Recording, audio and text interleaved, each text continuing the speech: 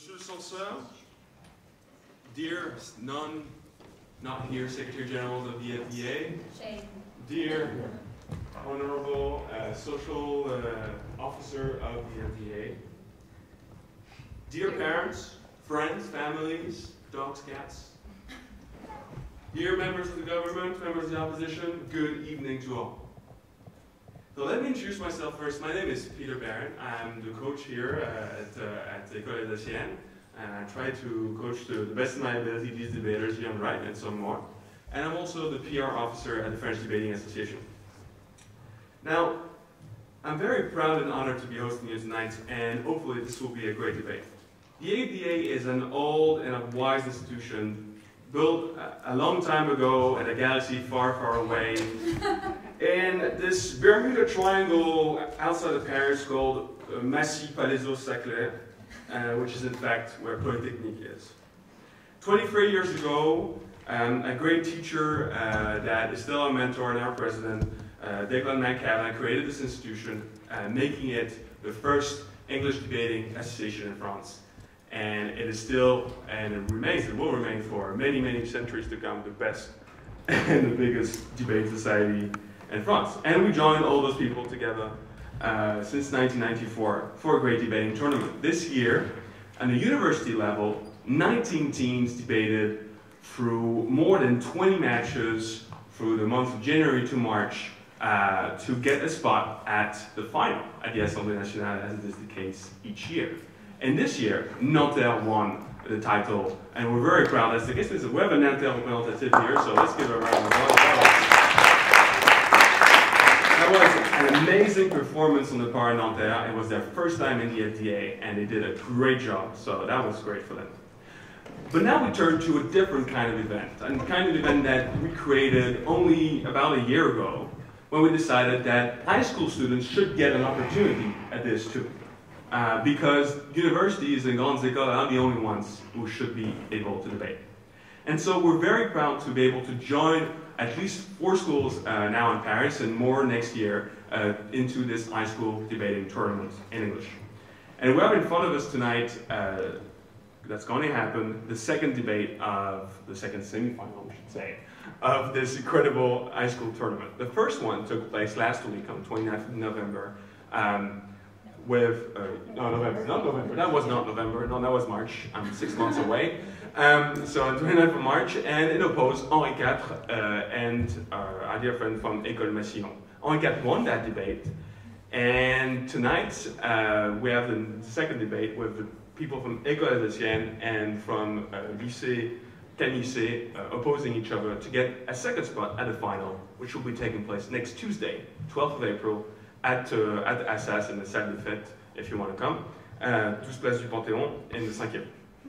Just putting it out there. It's not my personal address, so don't worry. And tonight, so those wonderful young people will be debating a very interesting topic, I thought, and I did not choose it, so I can say that without any regard, so we choose that. This house would choose happiness rather than the truth. Obviously, this will be a very interesting government led by École des Sciences. Give them a round of applause.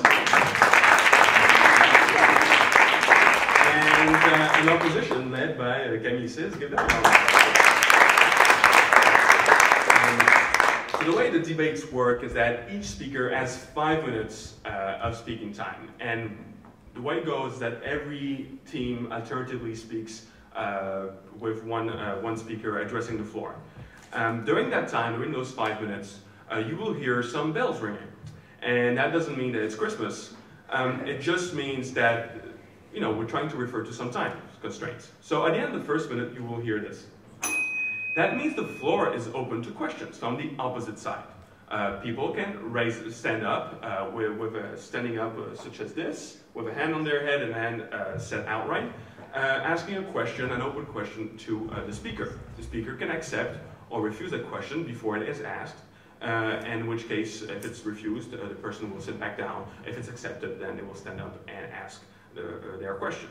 Now, at the end of those, of the 4th minute, because it's a 5-minute speech, as I would like to remind you, you will hear this. signifying the end of the allotted time for open questions. And at the end of the 5th minute, you will hear this, which means that the speaker will have to stop speaking. And if that person goes over time by quite a bit, you'll hear that until the person stops speaking. Great. Now that we got this sorted, we also like to point out that you can ask points of orders on the floor. And it's a very uncommon thing, but it can happen. If you feel that debate is running against the rules, that they're not regarded, or that you feel personally attacked, you can ask a point of order at any moment. The time will be stopped, and the chair will consider that point of order, whether righteous or not.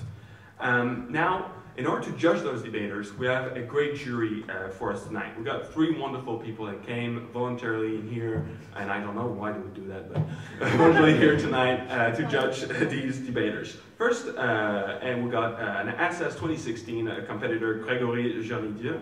Sorry, yeah, that's right, yeah. Janidieu? Yeah.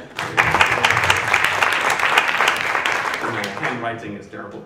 And then from Nanterre, I got a 2016 competitor, Yael Dadou. Is that right? Yeah. And from N16 this year, we got Manuel Tono. So these 3 wonderful young people will be judging those debaters on 4 main criteria.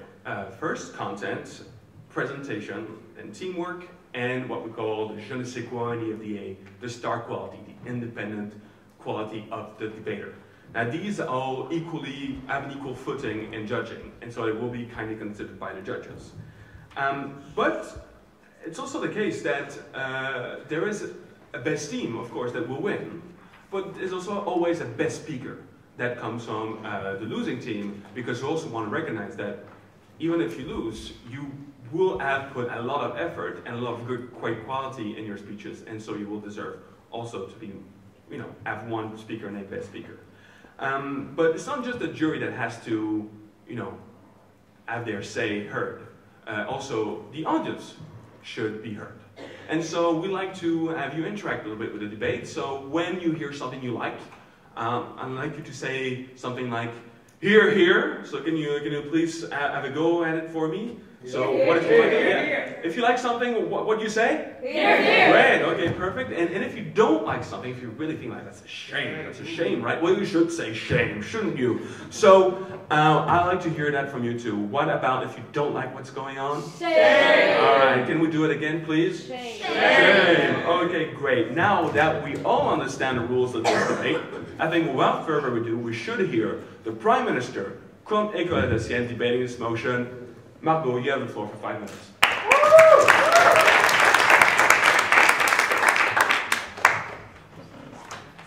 Fellow members of the jury, incredibly happy members of the government, soon-to-be happy members of the opposition, dear Belgo, beautiful chairman, ladies and gentlemen, good evening.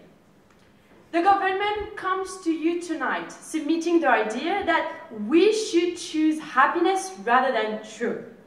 Let me start by underlining 2 words, rather than.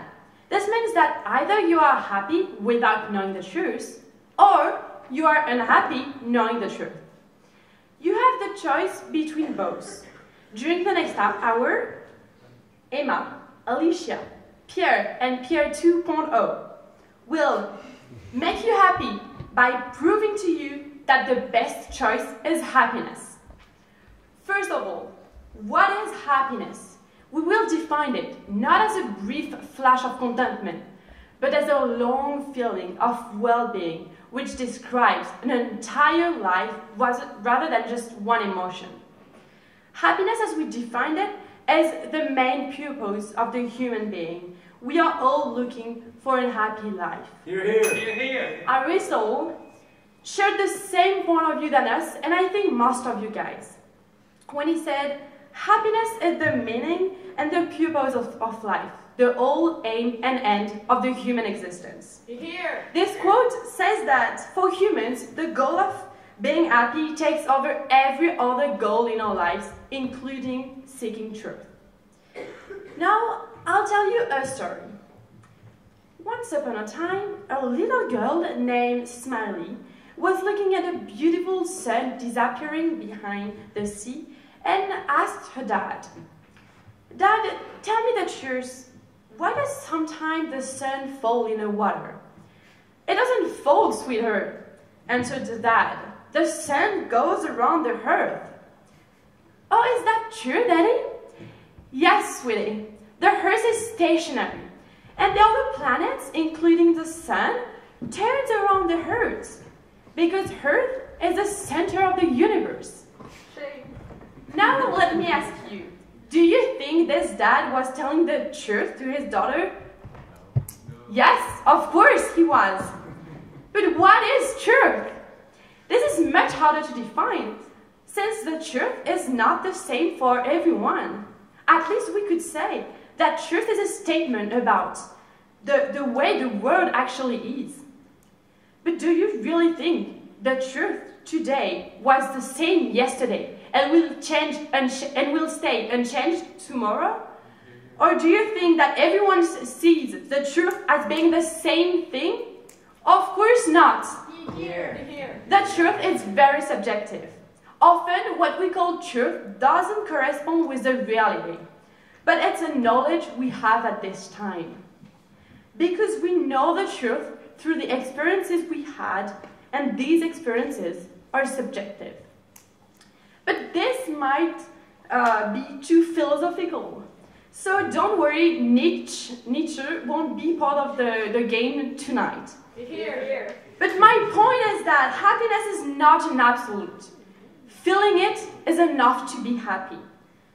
But most of the time, what you think is truth isn't really, and it is in that way that it will not serve its purpose. My teammates are going to prove you with more concrete words that we need to choose happiness over the truth.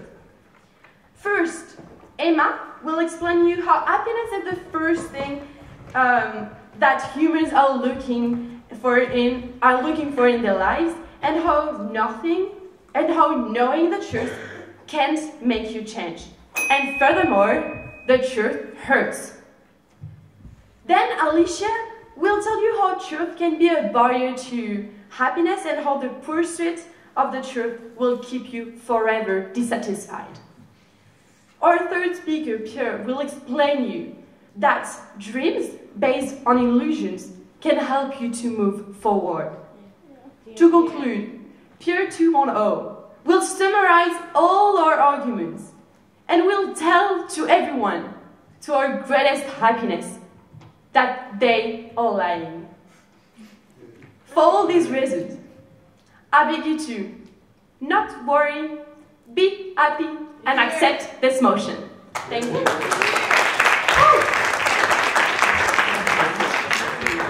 Montage, please, I call upon the leader of the opposition. You have the floor for 5 minutes.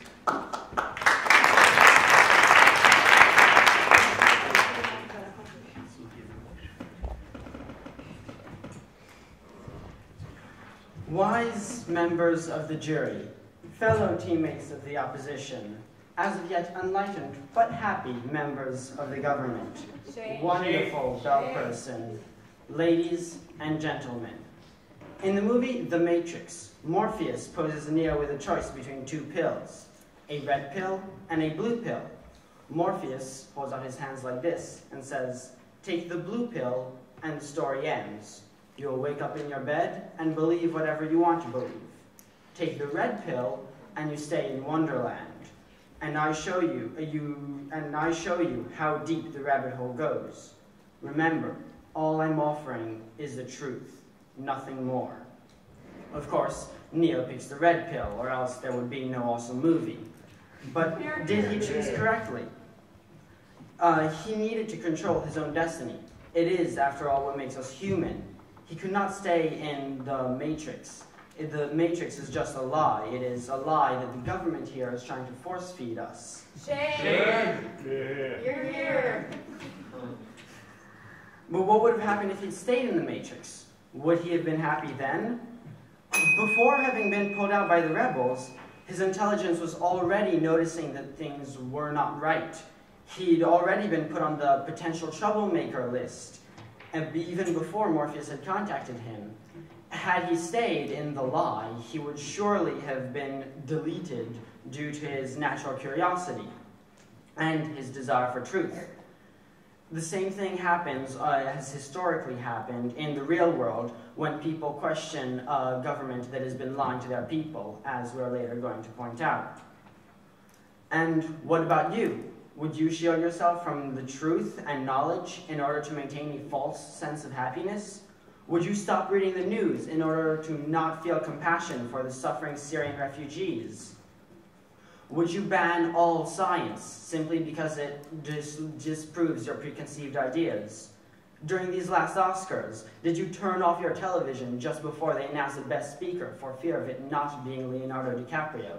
Hear, hear. Closing your eyes to things does not make them not happen. People need knowledge in order to make good decisions. This is what makes democracy work. You need a knowledgeable population with easy access to information. The ignorant masses are easily led. This is shown in historical examples and in a lot of dystopian universe novels, such as Aldous Huxley's Brave New World, George Orwell's 1984, Lois Lowry's The Giver, or even in Donald Trump's electoral victories. The idea that learning can be dangerous to one's happiness leads to a willful shunning of knowledge. We are going to show beyond the shadow of a doubt that this can never be a good thing. As Benjamin Franklin said, we are all born ignorant, but one must work hard to remain stupid. Our addiction expert, Kenny, is going to prove that ignorance does not promise happiness. Then, our ancient cultures expert, Elif, will show that truth is what provides happiness. And after that, our modern historian, Helena, will show that if you do not know the truth, you cannot act against it. And finally, our conclusion, Lucy, will wrap this whole thing up and make you more knowledgeable and happier than you were before. Hear, hear. Ladies and gentlemen of the jury, please take the red pill and accept this motion.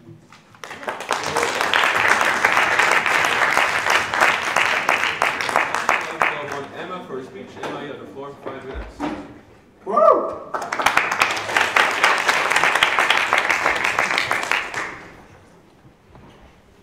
Dear fellow members of the government, members of the opposition, distinguished chairman, most accurate bellgirl, honorable judges, ladies and gentlemen, good evening. Today, we would choose happiness rather than the truth. I will show you how happiness will always triumph over the truth. Firstly, I will talk to you about each one's goal in life. How people always choose happiness and ignores the truth. And then, how the truth can sometimes be hurtful and destroy our hope, therefore our happiness. But first, let me rebuttal on a few points. You said that if we didn't know the truth, then we would live in a false illusion.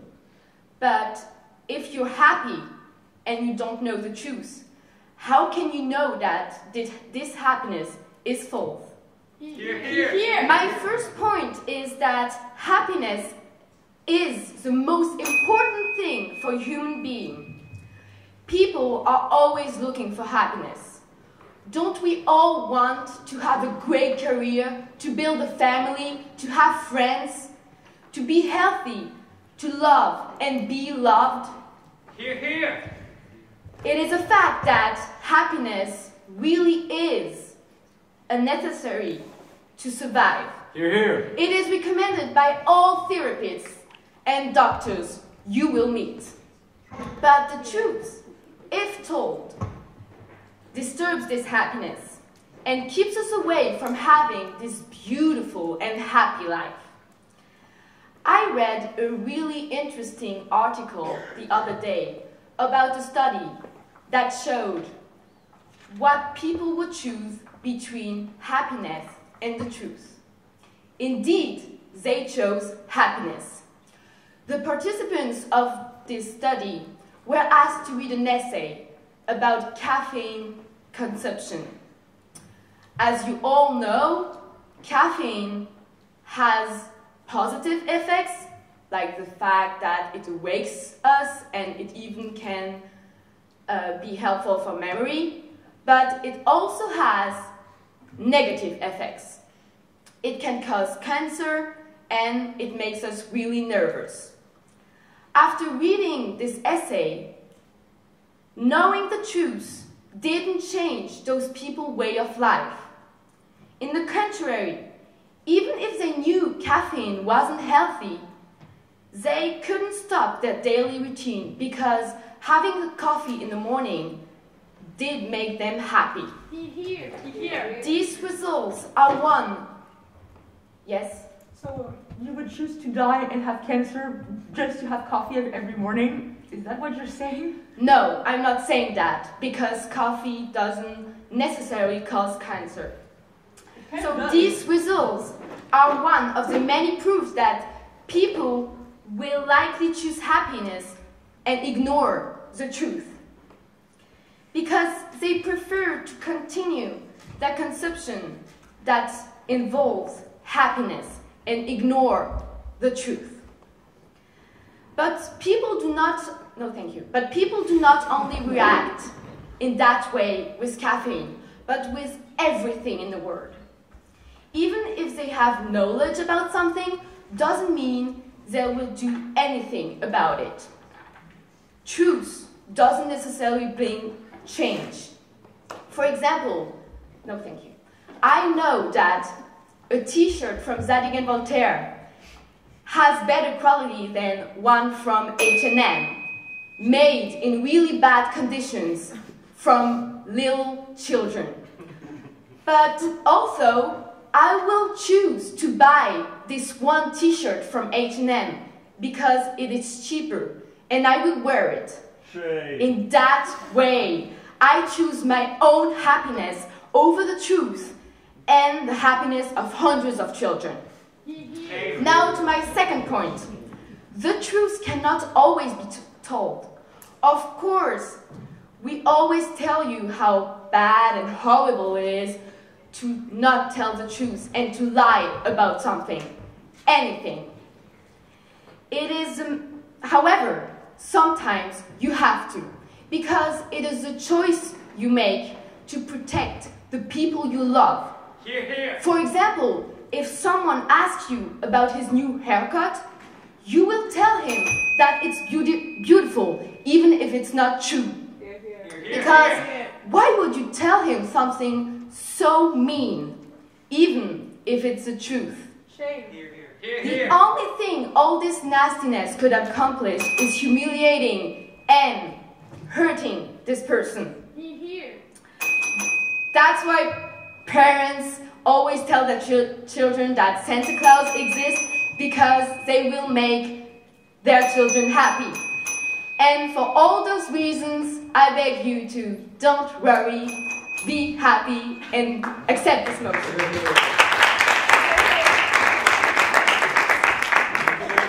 Please, I'd call upon Kemi for a speech. Kemi, you have 4 or 5 minutes.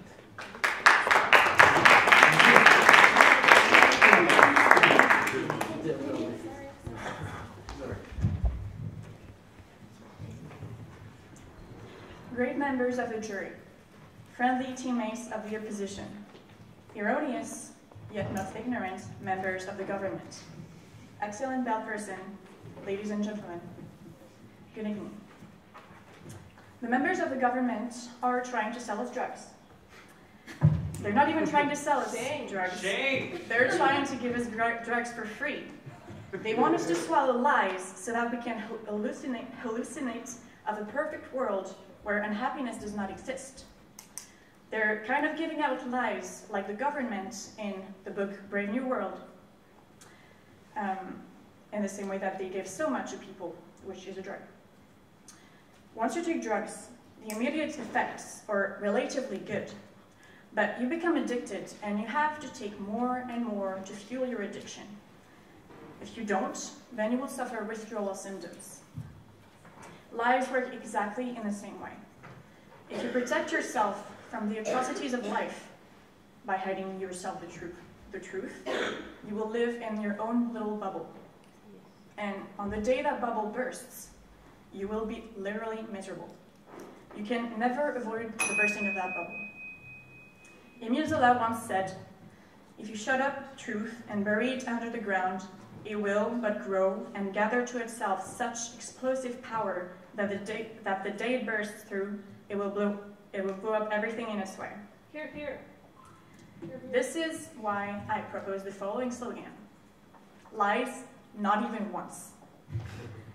After all, humans are made to have the knowledge of the truth, or at least run after it, even develop it.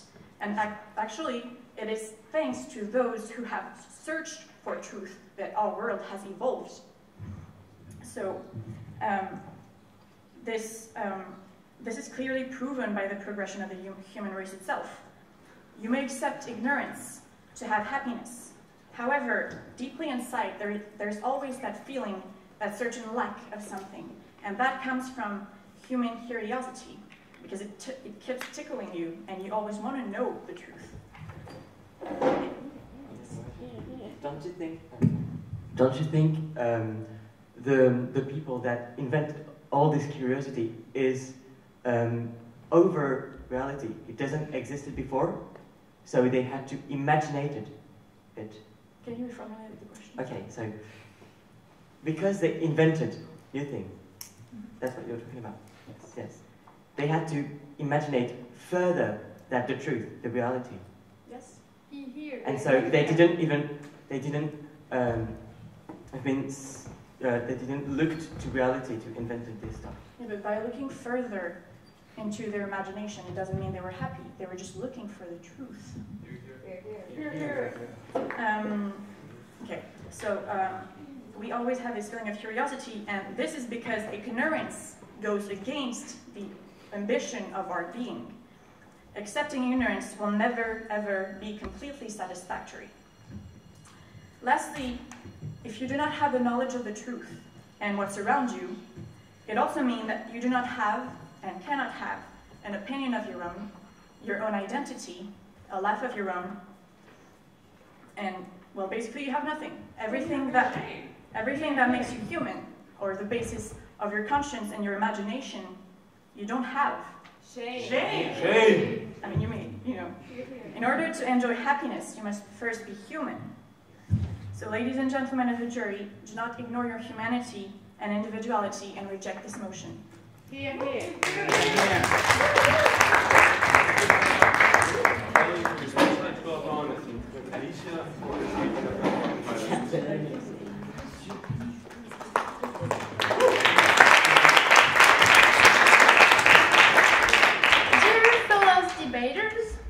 Dear happy jury, I guess. Dear chairman, dear Belgier, dear audience, good evening. So first, let me just precise something. If you're looking for truth, you will always be looking for more truth, because truth calls truth. It's what I'm going to prove you tonight. Here, here. So basically, you're going to stay unhappy for your whole life, because truth, which is what I'm going to prove here today, just do not bring happiness. It brings only sadness. It keeps you unhappy. And are you ready to spend all your life unhappy, all your life with sadness, with your sad truth? I'm not quite sure. And as a government, we cannot permit this to our people. Here, here. So let me just tell you a story. Last Sunday, I went to a restaurant with my dad. It was just awesome. So it's kind of organic restaurant. And the place is very nice. The food is so great. And I had a grass soup and a vegetarian steak. They were so delicious. I really enjoyed this dinner. So we had a really great time. And as we were leaving the restaurant, my dad told me, and very proud of his joke, that this restaurant was famous for cooking with trash. I actually had a soup made of insects, please. And my vegetarian steak was made of compost. And I was just like, ew, this is disgusting. Why did you bring me here? And I just was so disgusted. And even if the food was just awesome, I will just never go back to this restaurant because I was so disgusted and so disappointed. So, telling the truth isn't the way to happiness. Knowing everything just keeps you unhappy. There are things we don't need to know. If we can have great diners at restaurants, it's because we don't know everything on what's going on with the food. If we can have good relationships with our teachers, it's because we only know from each other what we need to know to just enjoy the time we're spending in class together. Here, here! So if you would know everything, you just couldn't stop judging, fearing, despising, and so much more. You can be just fascinated by your history teacher. You can wait all week long for this marvelous 5 hours with him telling stories to the class. But what if you suddenly learn he's addicted to gambling? You just wouldn't respect him anymore. And you would just sit back in class and you wouldn't be listening anymore. So all the happiness brought by history class would be just gone. Shame. And why? Because of the truth. Shame. So the truth destroys the positive side we see in things, in people, in places. So we agree, that the truth isn't always subjective. But even if it's not, truth destroys happiness anyway.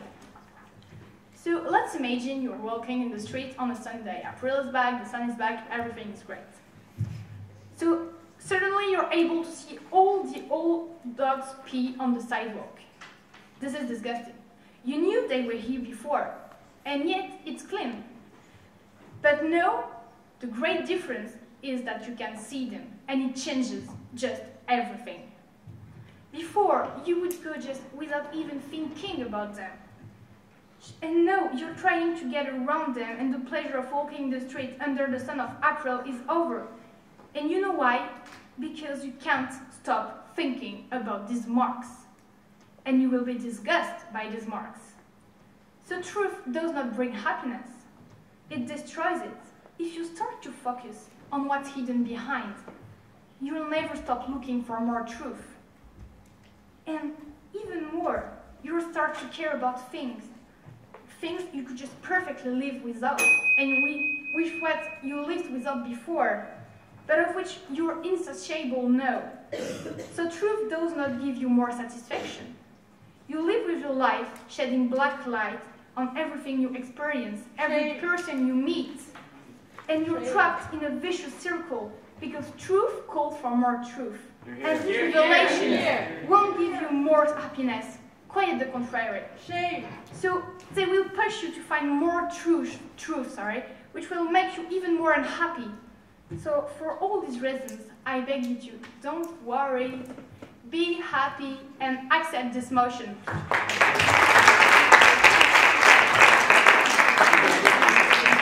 I will go upon Ellen for a speech and fill the floor for 5 minutes.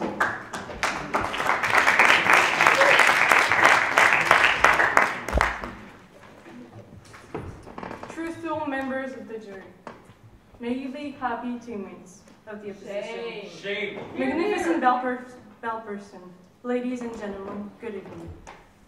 Now, this motion implies that the truth is absolutely always a painful truth that will all make us sad and hurt us. But this is so wrong, because choosing the truth will make you happy at some point. Here. Look at the Bible, Adam and Eve. Okay, they were living happily without knowing anything. They were living in the Garden of Eden. But then they decided to choose the truth. They decided to eat the apple from the tree of knowledge. They found out that they were naked. They were embarrassed, and then they were cast out of Eden. But even embarrassment, this is an emotion. This is what makes reality. When you choose truth, this is what you feel. Embarrassment, you can feel. Just as other emotions that are so bad, you can feel anger, you can feel pain. Okay, you can feel vengeance, you can feel disappointment. But then you can feel hope, you can feel joy, you can feel desire, you can feel sex. And then there is reproduction, of course. If Adam So basically the Bible says that after eating the apple they were unhappy and they regretted so much paradise. So what about that? they regret it, but then we came. What would you say? Like, then if Adam and Eve, they didn't choose the truth, well, would have, like, none of us would have been here. Point of information? No, thank you. If Adam and Eve hadn't chosen the truth, we would have never been here. You wouldn't have been there. You wouldn't have been there. You guys would have never been there. Shame. So, I don't know if you believe in the Bible and Adam and Eve, but this is what we should all be doing. We should choose the truth, and then we should be deciding whether to be happy or not. Choosing the truth doesn't mean that we have to be sad. Just as Aristotle said. On that point, sir? Yeah. So, so you basically said that we choose truth, and then we choose to be happy. But the debate here is between being happy and choosing the truth. Here! You can't have both. When you choose the truth, you assume who you are. You know who you want to be. Isn't that an even better thing than happiness? Because when you know who you are, then you can be happy. You can become happy by choosing the truth. So, as Aristotle said, he asked himself a question. If he could have 10 years of pure blissness, if he could have nothing but happiness, pure joy, and perfect with his family, loving everyone, would he? And then he would have 10 years of everything that he forgot. He forgot all of the past 10 years that he was really happy. What he chose, he said no, because then it is not happiness, but it's just an ephemeral pleasure that will not last, and happiness is just something for that moment when you forget that more 10 years after. It's just ephemeral, and this is not happiness, it's just pleasure. So just like Aristotle said, we should choose the truth, and then we can become happy by choosing the truth. Shame! That is why we should refuse this motion. Thank you.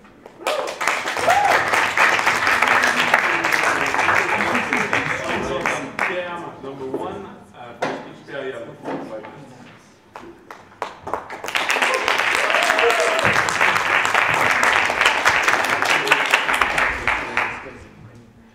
Happy fellow members of the government. Here. So realist member of the opposition. Here. Beautiful bell girl, chairman, judges, ladies and gentlemen, good evening. So, tonight this house is here to convince you to choose happiness rather than truth. But before, let me do some rebuttals. So, you said before that in truth you can find happiness, basically. But let me remind you that this motion was made so you can choose between truth or happiness. Here. Britain. Yeah. This is clearly the motion. And you said that in truth you find happiness, so this is not the motion. Here. So, and I'm gonna show you that this is not possible, and even more, that believing in your dreams helps you to go forward in life and makes you happy. And so, in happiness, in truth, you cannot find happiness. Yes? So, basically, I want to become a beautiful ballerina, but I have no coordination, but nobody tells it to me. So you're saying that everybody should lie to me and let me dance in front of everybody so that I will be happy? Is that what you are saying? Yes, believe in your dreams. That's exactly. No. Thank you. And that's exactly what is bringing me to my first one, is that truth hurts. Truth is disappointing, and truth makes you lose your motivation. And truth stops you from moving forward. And so it keeps you away from your biggest dream, which is being happy. And so believing in your dreams, believing in your dreams helps you to be happier without looking to the truth. So first, what is the definition of a dream? It is an ideal representation of what you want to accomplish. So dreams are made to make yourself self-satisfied. So dreams brings happiness into your life. Here. And the second characteristic of a dream, it's that it has no limits. So that's what pushes you to go always forward by trying to achieve it. So dreaming is your reason to live. And I'm not the first one saying that. No, thank you. You probably know Mark Twain, and you probably know this quote, which is the most beautiful quote ever. They didn't knew it was impossible, so they did it. Here. Here, here. So the notion of impossible brings you back to reality and hinders you from moving forward. For example, my father always told me that with his friends, they were always discussing with the telephone, because, at this time, the telephone, with the rolling butterfly, was the innovation. And, no, thank you. They were discussing about how it could be in 50 years. And some people were telling that maybe in 50 years, we could see the person who's talking at the phone. We could see the face of him. And without any exceptions, they were all telling that it's physically impossible. Man, go back to reality. We can't see the face of the person talking to you on the phone. Apparently, it was impossible for them. So that means that some people chose to believe, not to believe in reality, but to believe their dreams, which was to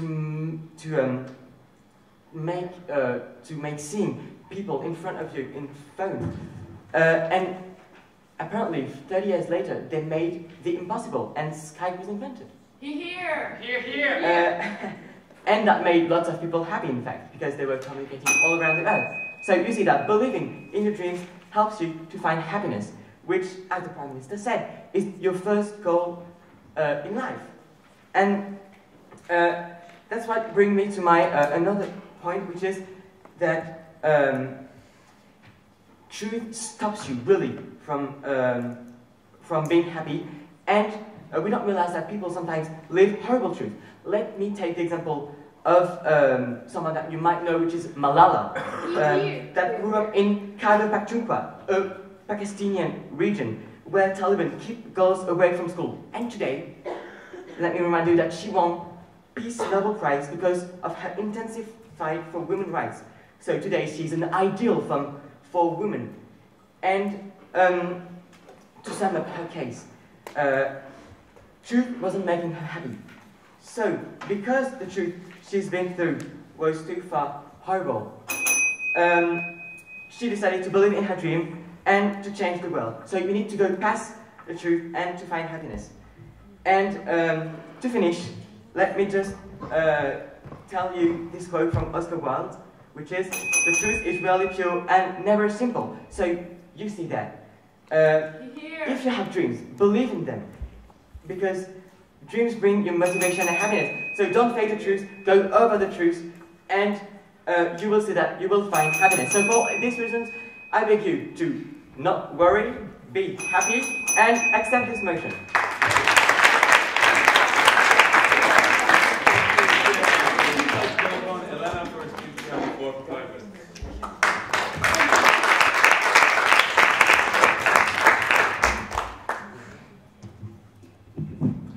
Knowledgeable members of the jury, awesome teammates of the opposing team, members of the government, heavenly bell person, ladies and gentlemen. If you tell a big enough lie and tell it frequently enough, it will be believed. Adolf Hitler. In the following argument, we will discuss the disadvantage of not knowing the truth, because it prevents from changing the reality around you. Lies and manipulations have often been used for the profit of an individual and for egocentric means. Of course, if you lie to your mom about having taken money from her purse, the consequences will be minor. But what if you tell a lie so big, so important, that it concerns the well-being of humanity? I'm talking about the Holocaust, the Shoah, extermination camps, Auschwitz. Everybody in this room, I hope, is aware of the biggest crime against humanity. Therefore, measures have been taken to be sure that it would never, ever happen again. The other team would like to say that the death camps should have stayed a secret. We would like to state that during the whole World War II, death camps were made a secret. They could have remained a secret indeed, because in Germany, nobody wanted to talk about it or even acknowledge it. The film Le Labyrinthe du Silence tells the story of a German jurist who in 1958, mark me, 1958, vowed to make Germany look at its past. Telling the truth is about being mature enough to confront yourself to reality. It is about accepting, moving on, and forgiving. And you must confront the past, or else someday it will happen to you. There are, of course, many risks when you confront yourself to reality, as the other team have said and said and said. In George Orwell's dystopian novel, 1984, the hero, Winston Smith, takes the risk of thinking by himself, in writing in a journal. If you read the novel, you know what happens. But Winston Smith's little insignificant act of transgressing the rules and looking at reality is inspiring. Being in a minority, even in a minority of one, did not make you mad. There was truth, and there was untruth. And if you clung to the truth, even against the whole world, you were not mad. Said George Orwell in his very famous novel. Picking the truth, of course, can be very different. Whether you lie to yourself, to the whole world, to your loved ones.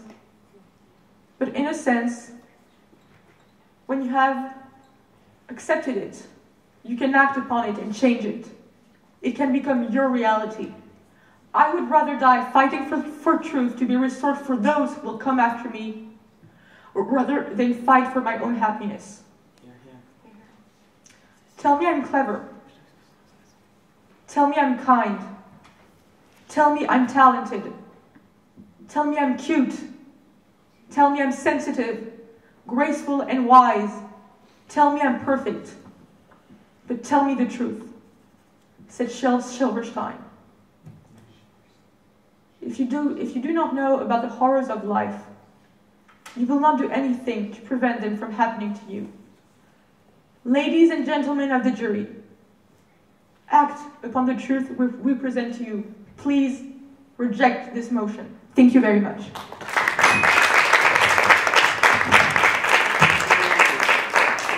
For your speech, I'd like to go up on Pierre 2.0 for his speech.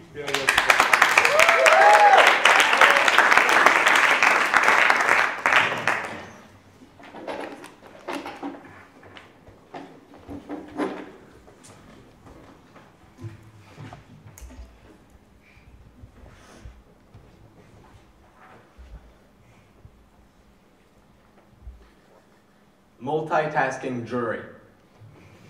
Esteemed Chairman, most accurate bell girl, dear, happy members of the government, slightly mistaken members of the opposition, ladies and gentlemen, good evening.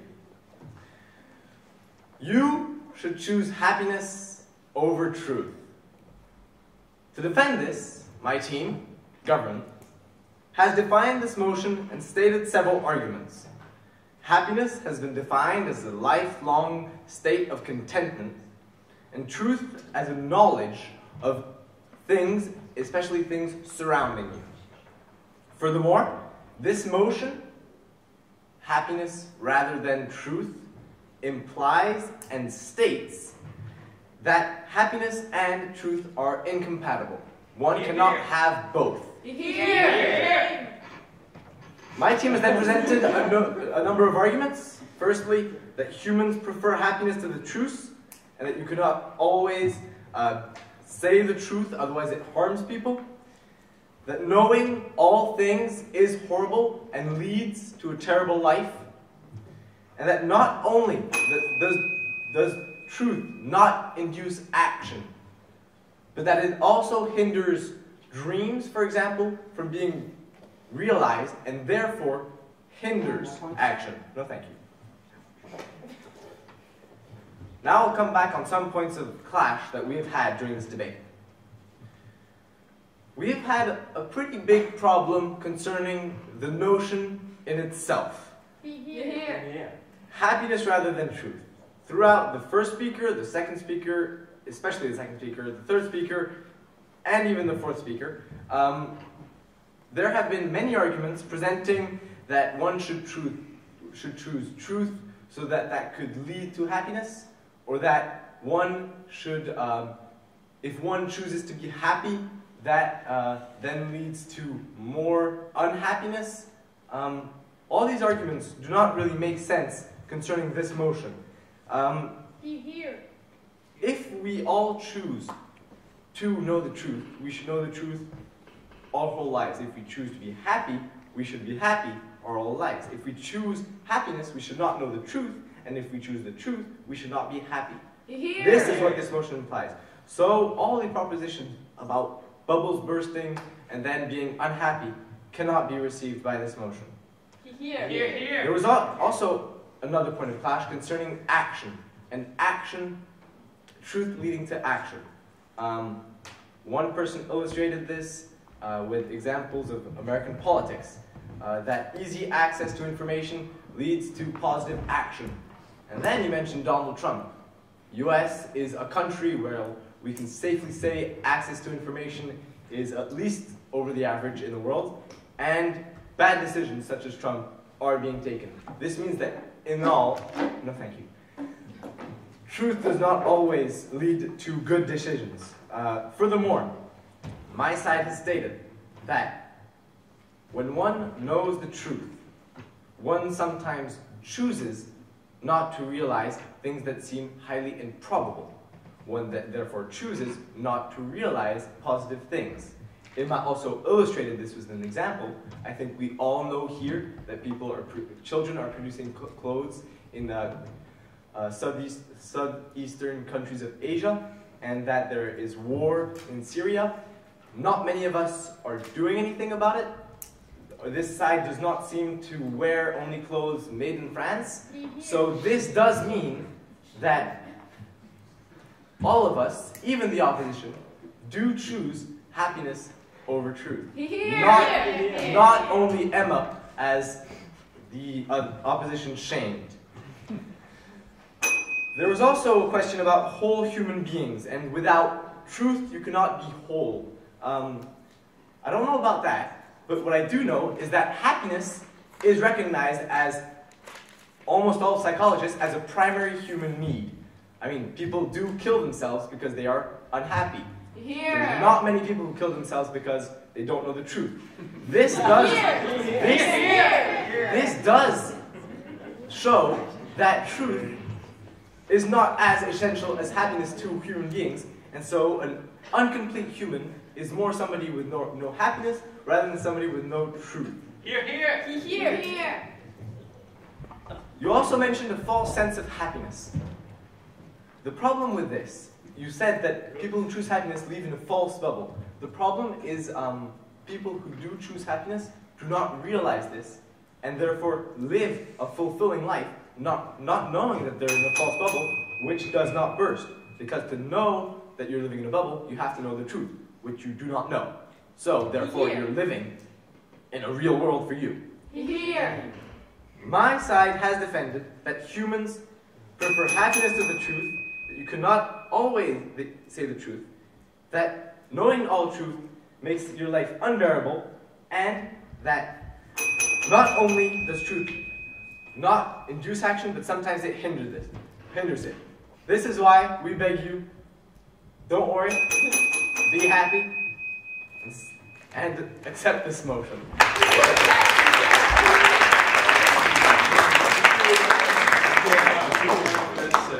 Speech, like to call upon Lucy for a speech to close the debate and the floor.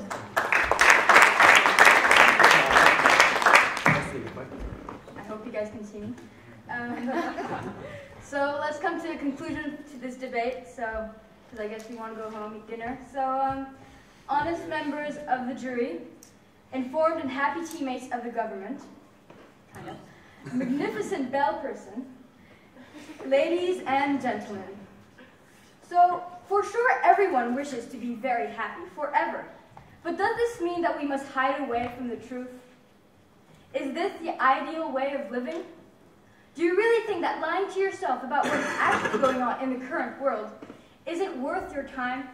And is the human nature that shallow that it can't see further than its tip of its nose? Well, to remind you all, truth is defined as the reality, a fact. Those that choose happiness then would rather just live in the fictional world, an abnormal one. Wouldn't you get tired of it after a while?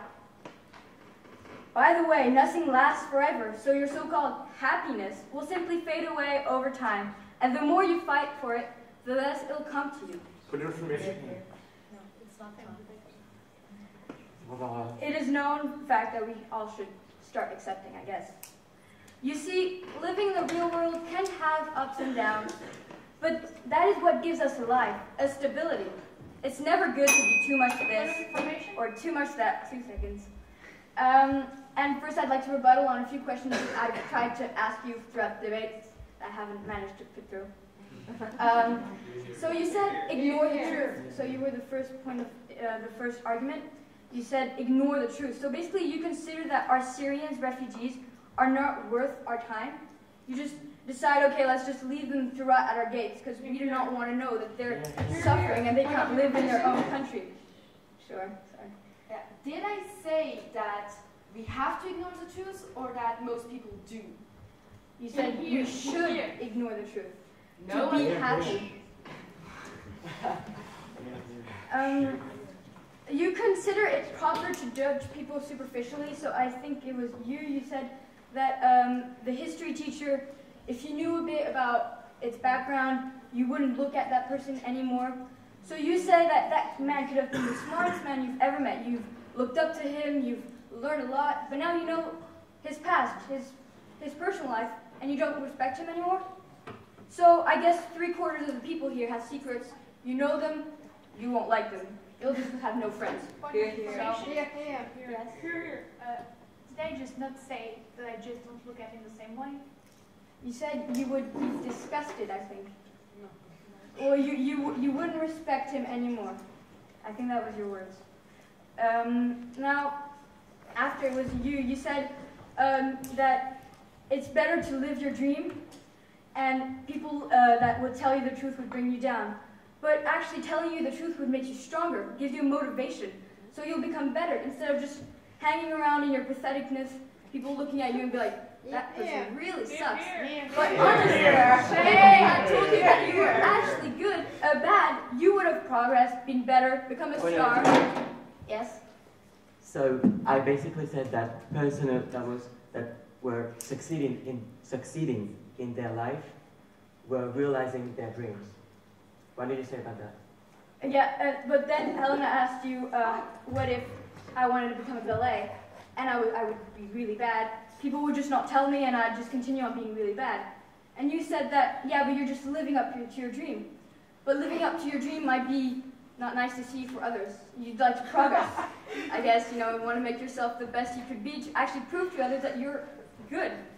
And so, as a recap of what we said, with happiness, you choose to reject accomplishments of Adam and Eve, or say yes to drugs, just to live in your bubble of perfect joy, but again, hide away the atrocities of Hitler inflicted on the Jews and all minorities. Sure, you could say, well, they're white lies, like Helena said. But you guys are focusing on this. We're focusing on the big lies. We want the truth. We don't want to have people bringing us down saying that, oh, you know what? You're good, but you're not actually behind your back. It's better to be straightforward, and you'll be like, okay, thank you for saying that. I mean, Obama must have been pushed down so many times because of racism. Well, look where he is now. He's the president because people have been honest with him. Now, this house believes that truth should be put forward before happiness, since with truth, happiness can arise, but without it, you're confined to a certain amount of knowledge that enables you to freedom, or peace, or even equality. Ladies and gentlemen of the jury, be open to the truth that we present to you. Please reject this motion.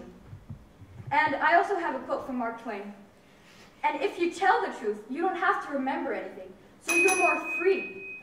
And I guess, to finish it all off, When I despair, I remember that all through history, the way of truth and love have always won. There have been tyrants, murderers, and for a time they can seem invincible, but in the end, they always fall. Think of it always, from Gandhi. Thank you for your attention.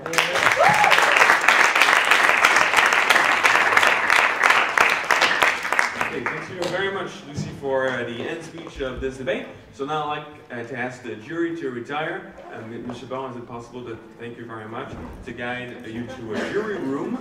And I'll wait for them to get out before I say anything.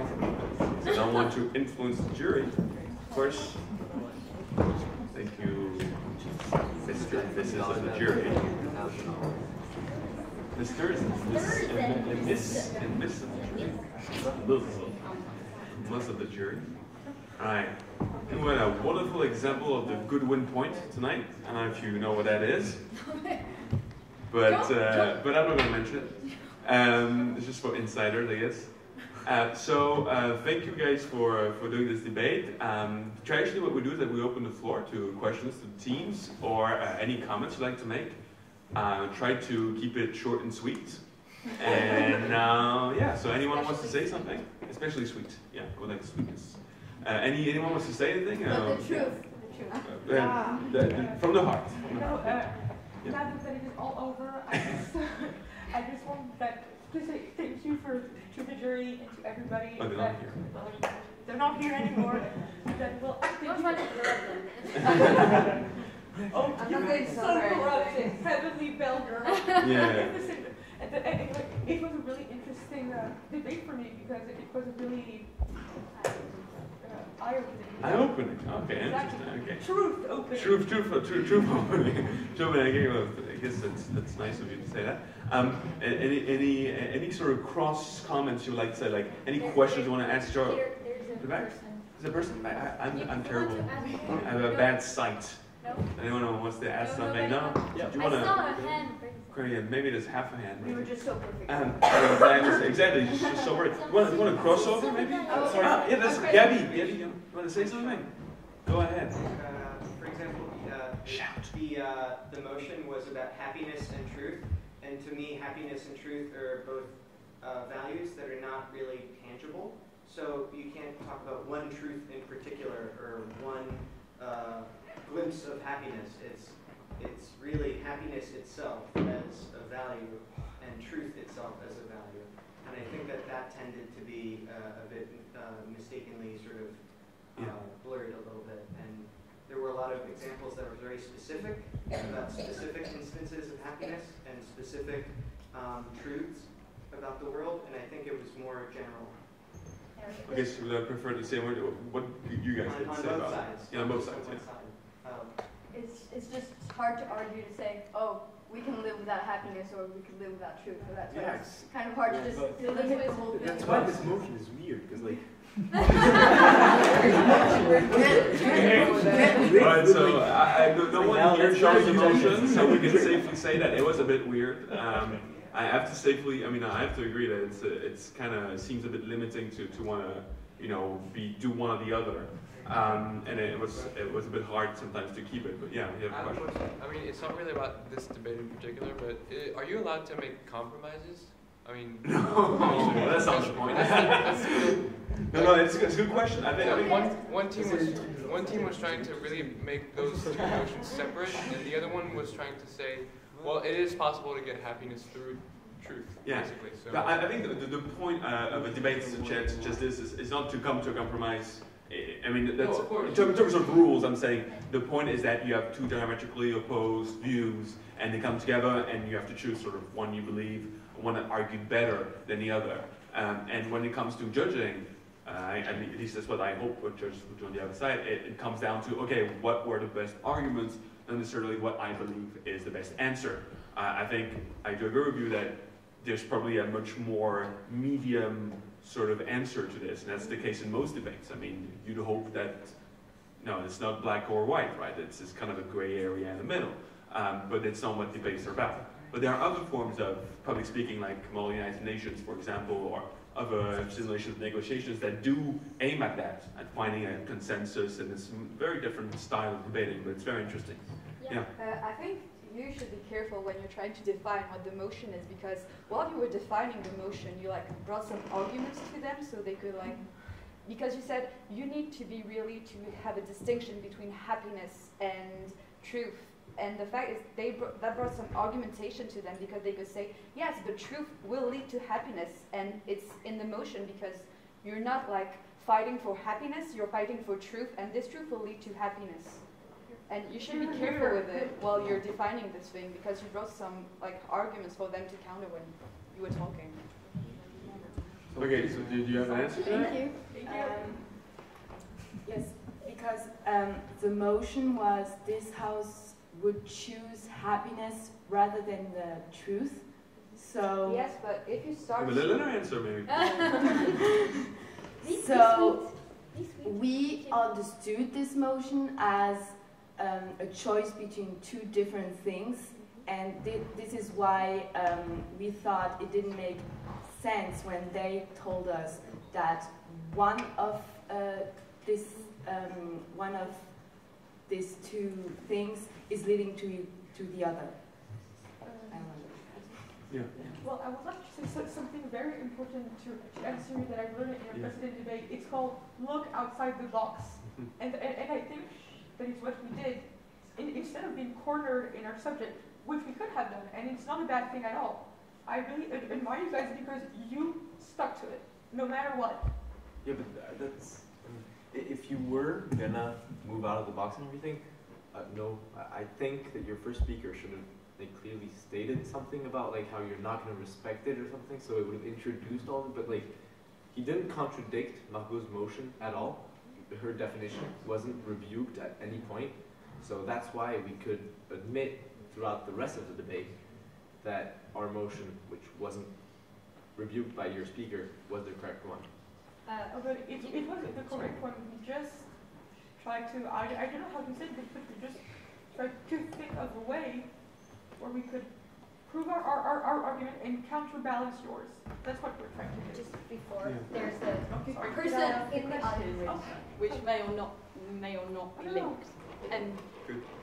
To the government and the opposition, was there ever a moment when you found yourself wanting to argue the opposite side? Yeah. No kidding. And following on from that, how did you use that desire to adapt your own argument?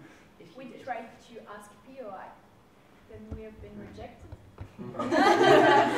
And so When you were preparing, maybe when you were preparing, did you see maybe a point on that? Well, actually, all of us jumped with joy when we were opposing you guys, opposing this motion, because it's more fun to be the negative part, the one that wants the truth and not the joy of it.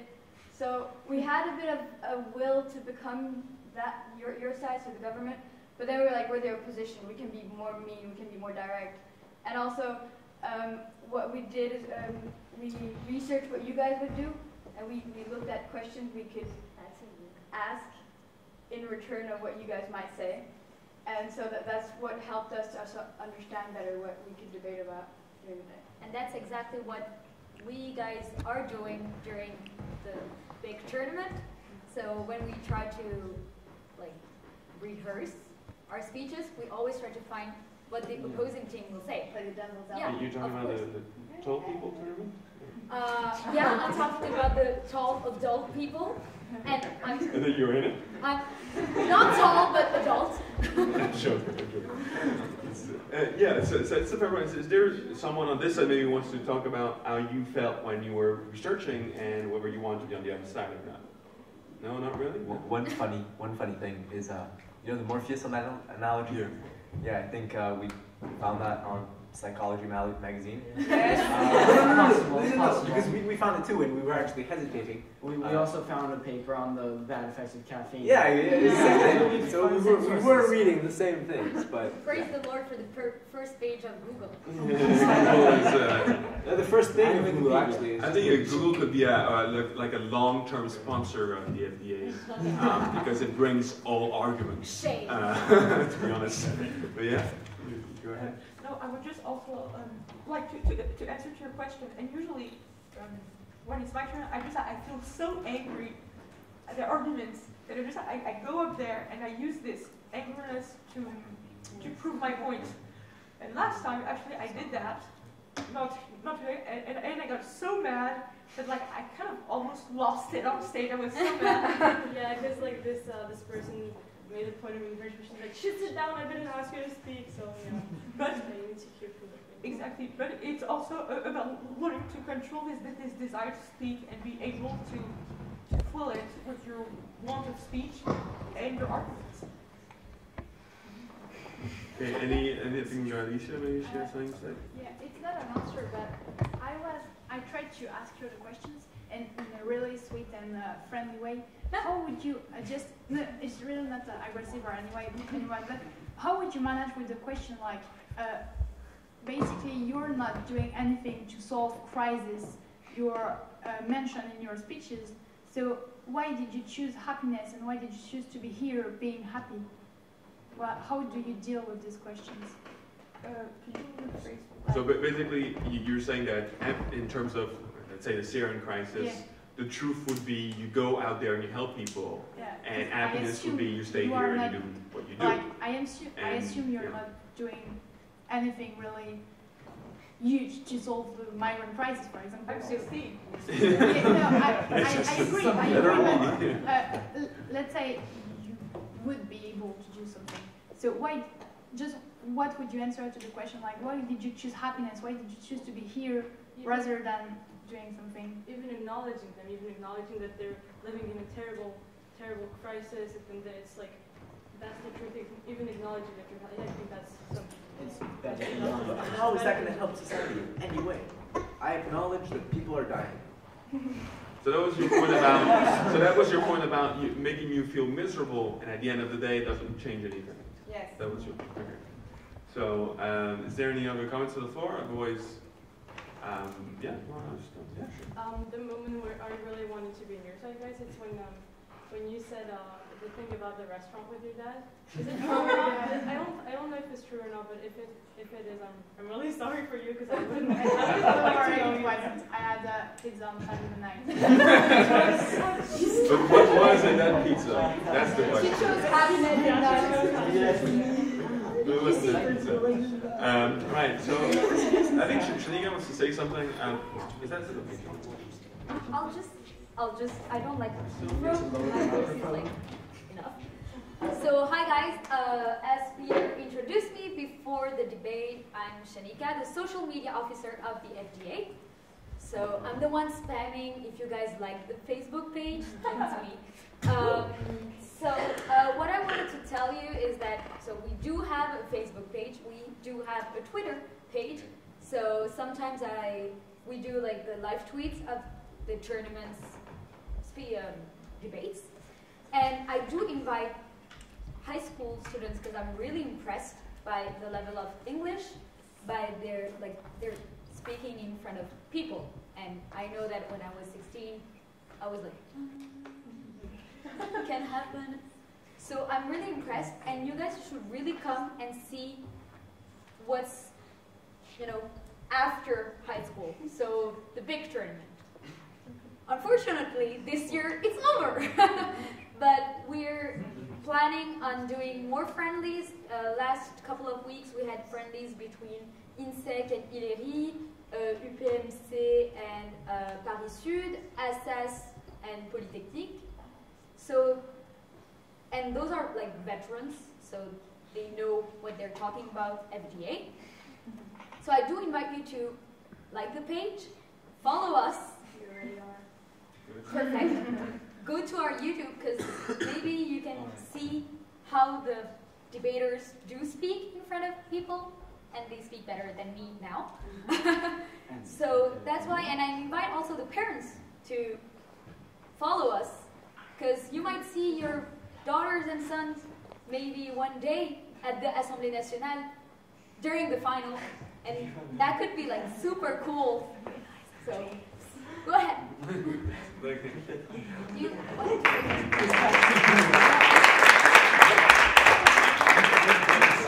Just to say, if you go to the Assemblée Nationale one day, just don't forget your ID card. Just yeah. So because these guys wanted to come to the final and they forgot their ID. He didn't tell us. Yes. Yeah, because that's not obvious. Okay. So you don't expect everyone to have their ID on you. It's actually legally, you know, you have to have your ID on you. No, they couldn't do anything about it. Yeah, they're 15. Yeah, they're over 15. We're 17. No, they're over. If you're over 15, you have to have it. Okay. But if there's no more comments on the floor, no more any sort of question I want to ask those people, those kids, or doing a marvelous job, or the jury's coming back. Jury's going to what a great time.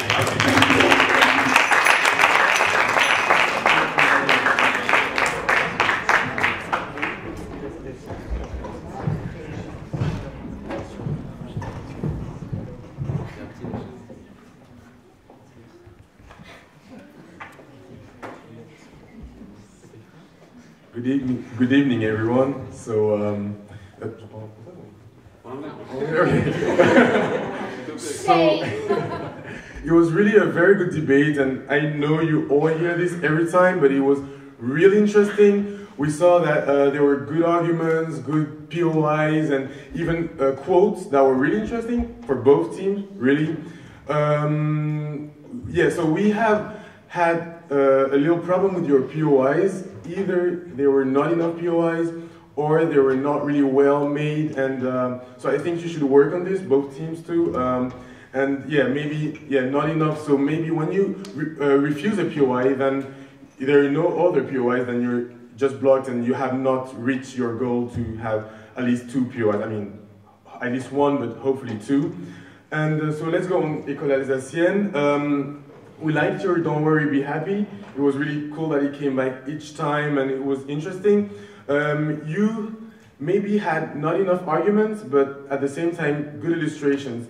So it was more philosophical, but it was interesting. And we would follow your good team line, and yeah, you had good eye contact, style, body language, and everything, and rhetorical. But you had a hard time handling your timing, which I think was a big problem, and you handled your timing better. So let's go on Camille say now. But sometimes maybe maybe you were too short. So when you don't know what to say anymore, it sounds like you just read a speech and go. So maybe you should wait for POIs or show that you want to have POIs and clarify some points. Your arguments were very good. You did great research, and happily we thought you were too negative about your examples, because it was a little, not depressing, but you see, not positive enough, and we finally showed that École Alsacienne won the